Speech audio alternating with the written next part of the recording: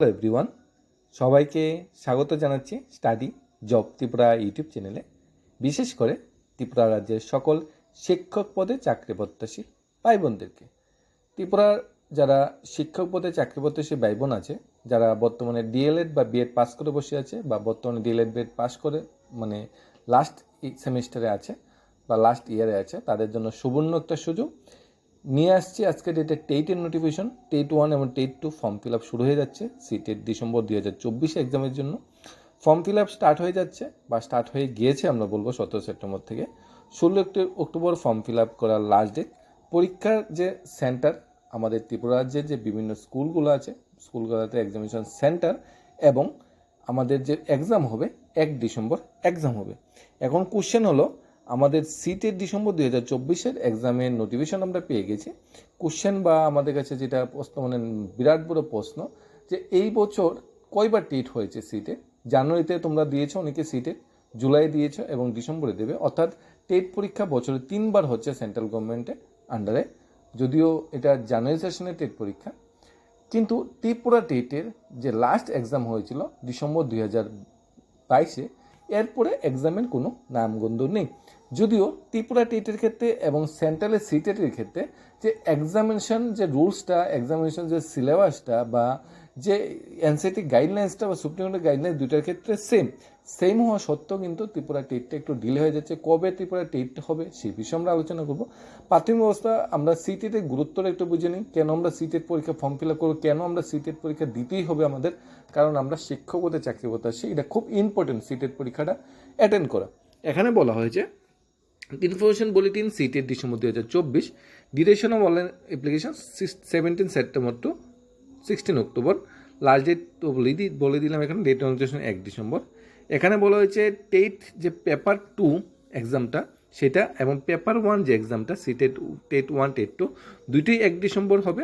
Paper 2 time হলো morning শিফটে রাখা হয়েছে সকাল 9:30 থেকে 12টা, এবং পেপার 1 যেটা এটা ইভিনিং শিফটে রাখা হয়েছে 2:30 থেকে 5টা, অর্থাৎ একই দিনে পেপার 1 এবং পেপার 2 দুটোই হয়ে যাচ্ছে। এখানে সিটেট ফর্ম ফিল আপ করতে গেলে তোমাদের অবশ্যই সিটের যে অফিসিয়াল ওয়েবসাইট আছে সিটেট https://sitet.nic.in, সেখানে গিয়ে তোমার অফিসিয়াল ওয়েবসাইটে গিয়ে সেখানে ফর্ম ফিল আপ করতে হবে। ফর্ম ফিল আপের সময় তোমার পোস্টাল অ্যাড্রেস প্রথমে লগ ইন করে নিতে হবে, নিজের ইউজার আইডি পাসওয়ার্ড মানে আগে লগ ইন করে নিতে হবে।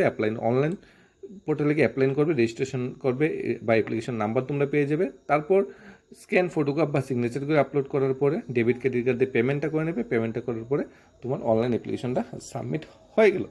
এখানে অনলাইন যখন আপলোড করবে ফটোগ্রাফ অবশ্যই জেপিজি বা জেপিইজি ফরম্যাটে হতে হবে, 10 থেকে 100 কেবির মাঝে হতে হবে।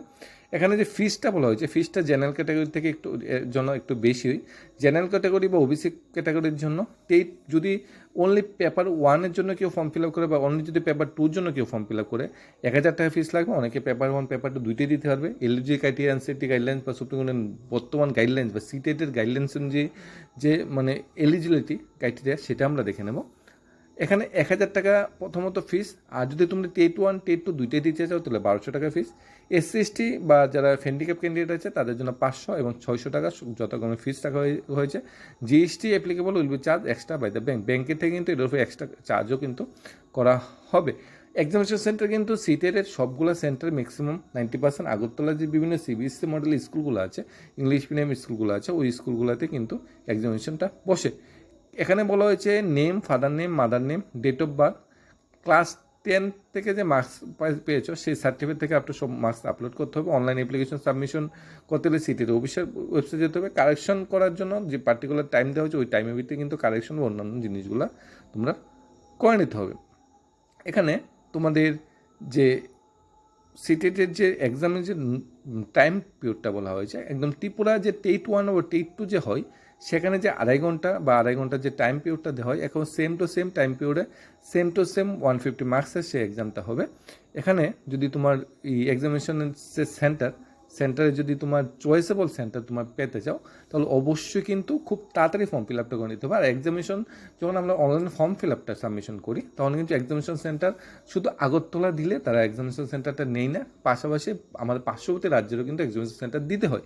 আর যদি তোমরা বেশি দেরি করে ফেলো, ফর্ম ফিল আপ করতে বেশি দেরি করে ফেলো, তাহলে কিন্তু তোমার সেন্টারটা ত্রিপুরা স্টেট কোঅপারেটিভ ব্যাংকের সেন্টার যেমন বাইরে পড়েছিল, বা SBI বা আমাদের IBPS পিওর বা ক্লারিক্যাল এক্সামের সেন্টার যেমন ত্রিপুরার বাইরে পড়ে, এরকম আমাদের এই যে টেট পরীক্ষা এক্সামিনেশন সেন্টারও কিন্তু বাইরে পড়ে। তাই আগে থেকে যদি তোমরা ফর্ম ফিল আপ না করো তাহলে বেশি দেরি করে ফেললে কিন্তু সেই তোমাদের এক্সামিনেশন সেন্টারটা বাইরে পড়ার সম্ভাবনা আছে। এরপরে কোয়ালিফিকেশনটা কী চাওয়া হয়েছে সেটা আমরা দেখে নেব। NCERT গাইডলাইন্স যে কোয়ালিফিকেশন চাওয়া হয়েছে, তোমাদের তুমি টেট 1 দিতে চাও, টেট 1 দিতে গেলে তোমার DLED ম্যান্ডেটরি, তোমার গ্র্যাজুয়েশনের সাথে যদি DLED থাকে তাহলেও দিতে পারবে, বা 50% মার্কসের সাথে যদি DLED থাকে তাহলে দিতে পারবে। মানে DLED ম্যান্ডেটরি তোমাদের টেট 1 দেওয়ার জন্য। যদি SC/ST হয় তুমি 5% রিল্যাক্সেশন এখানে পাবে। আর যদি টেট 2 ফর্ম ফিল আপ করতে চাও, টেট 2 ফর্ম ফিল আপ করতে গেলে তোমার গ্র্যাজুয়েশনে 50% বা 45% মার্কসের সাথে BEd থাকতে হবে যদি টেট 2 দিতে চাও। আর যদি তোমার BEd না থাকে, যদি DLED থাকে, তাহলে নম্বরে কোনো বাধ্যকতা নেই, গ্র্যাজুয়েশনের সাথে তোমার DLED থাকলে টেট 2 দিতে পারবে। মনে রাখবে, BEd যদি থাকে গ্র্যাজুয়েশনের সাথে, গ্র্যাজুয়েশনে 50% বা 45% মার্কস লাগবে। আর যদি গ্র্যাজুয়েশনের সাথে যদি DLED থাকে তাহলে গ্র্যাজুয়েশনের মার্কসের কোনো ম্যান্ডেটরি বা কিছু এখানে উল্লেখ করা নেই। আর টেট 1 ক্ষেত্রে অনলি যারা DLED আছে তারই ফর্ম ফিল আপ করতে হবে, 12 পাস হোক কিংবা গ্র্যাজুয়েশন হোক, তাতে কোনো আপত্তি নেই। এই ছিল টোটালি ক্রাইটেরিয়া। NCERT নতুন গাইডলাইন্স, নতুন ক্রাইটেরিয়া। টেট 2 ক্ষেত্রে কোনো ক্রাইটেরিয়া চেঞ্জ হয়নি, এবং সুপ্রিম কোর্টে যে গাইডলাইন্সটা দিয়েছে অনলি ফর টেট 1। তাই টেট 1 ক্ষেত্রে DLED ম্যান্ডেটরি, এই গাইডলাইন্সেই তোমার এক্সামটা হবে। এখন কথা হলো, আমি সিটিতে ফর্ম ফিল আপ করবো কেন? সিটিতে ফর্ম ফিল আপ করলাম বেনিফিট কি? দেখো, টেট পরীক্ষার জন্য আমরা প্রিপারেশন নিচ্ছি, তার ত্রিপুরা টেট হোক, সেন্ট্রাল টেট হোক, প্রিপারেশন যেহেতু নিচ্ছি, আমি পরীক্ষা দিতে আপত্তি কি? সিটেটের মাধ্যমে যদি আমি এক্সামটা র্যাঙ্ক করতে পারি, ভালো নাম্বার পেতে পারি, সেন্ট্রাল গভর্নমেন্টের যে বিভিন্ন স্কুলগুলো আছে সেগুলোতে আমরা ফর্ম ফিল আপ করে সেখানে ইন্টারভিউ দিয়ে আমরা জয়েন করতে পারি, অথবা নিজে এক্সপিরিয়েন্সটা কাজে লাগাতে পারি। ইন ফিউচার এরকম হতে পারে সিটেট ক্যান্ডিডেটটা ত্রিপুরা টেটের যে ত্রিপুরা যে শিক্ষক পদে চাকরি প্রত্যাশী বা চাকরির যে আবেদন সেটা করতে পারে। অর্থাৎ সিটেট পাস ক্যান্ডিডেটও কিন্তু একটা সময় পরে ত্রিপুরা টেটেড বা ত্রিপুরার যে শিক্ষক পদে নিয়োগ পরীক্ষা হয় সেখানে কিন্তু আবেদন করতে পারবে।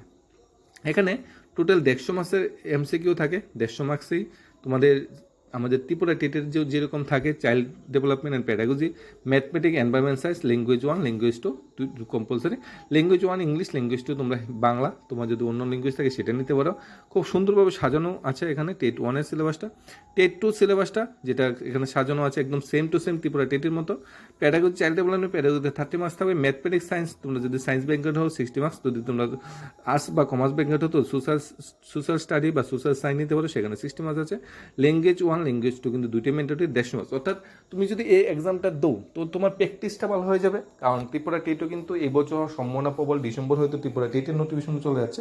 তাই তোমরা যদি সিটেটটা ভালোভাবে দাও তাহলে তোমার যে এক্সপিরিয়েন্সটা সেটা কাজে লাগবে। আর যদি ভালোভাবে পড়াশোনা করো, তোমরা যেহেতু এক্সপিরিয়েন্স আছে বা পড়াশোনা করছো, তোমরা কিন্তু এটা অ্যাপ্লাই করতে পারো।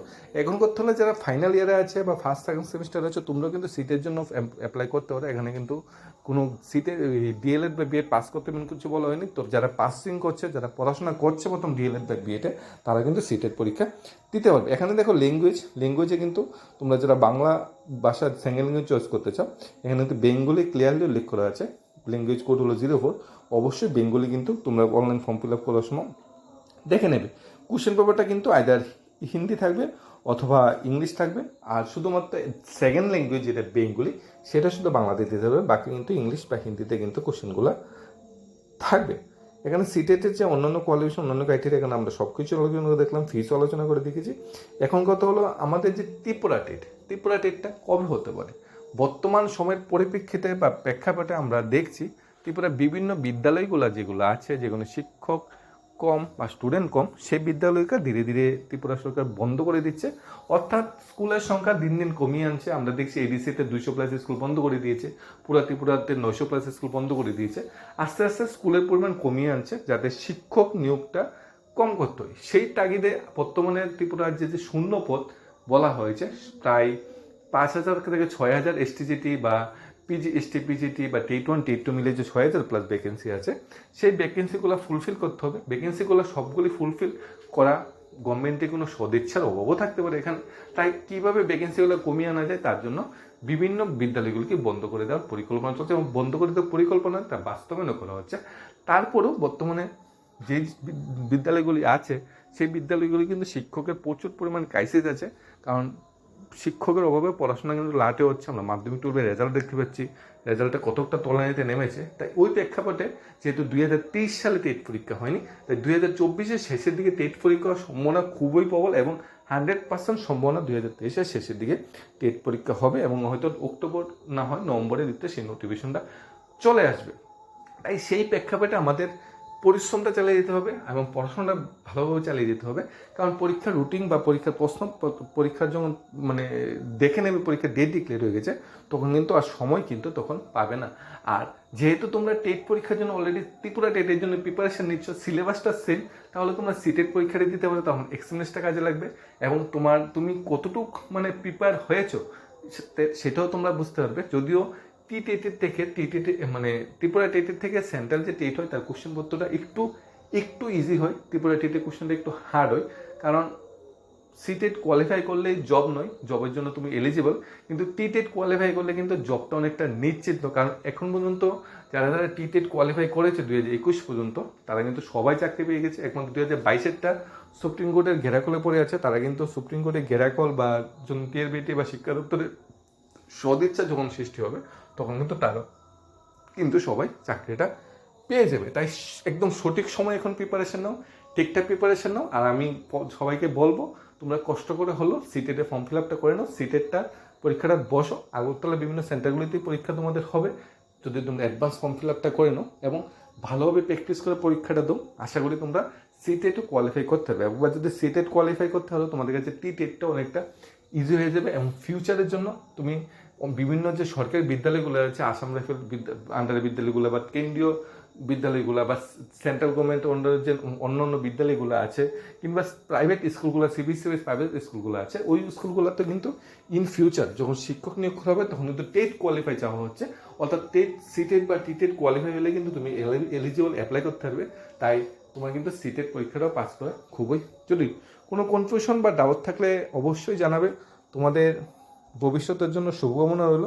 তোমরা সমাজের মেরুদণ্ড, তোমরাই সমাজের মানে ছোটোবেলার শিশুর থেকে একদম শিশুকে বড় করে তোলার যে কারিগর, একমাত্র শিক্ষকই পারে একটা স্টুডেন্টকে সত্যিকারের মানে যোদ্ধা বা সত্যিকারের মানে কি করব জীবনে প্রতিষ্ঠিত হতে সাহায্য করতে পারে।